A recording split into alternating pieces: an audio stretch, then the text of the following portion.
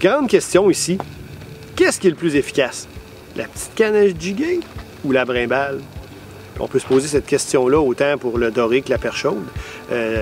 En 2018, le ministère Forêt, Faune et Parc a fait une recherche scientifique, puis ça nous a permis d'avoir réponse à cette question-là. Un pour un. Si je compare une brimbale avec une canne à jiguer, avantage canne à jiguer. Il faut s'en rappeler.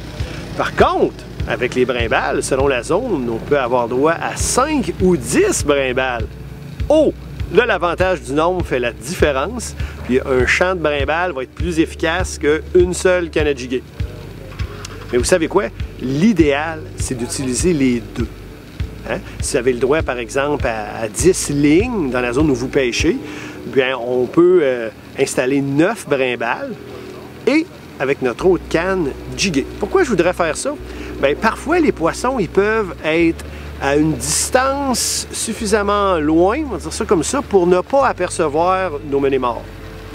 Avec notre canne à jiguer, on peut utiliser des leurres qui font des éclats lumineux, du bruit, des reflets. Ça va attirer l'attention du poisson. Il va venir voir qu'est-ce qui se passe. S'il est actif, il va attaquer notre présentation qui bouge beaucoup. Mais s'il ne l'est pas, autour de lui, il y a plein de menés morts installés sous les brimbales. Donc, en travaillant avec notre petite canne, on fait venir des poissons dans notre champ de brimbales, puis on augmente l'efficacité.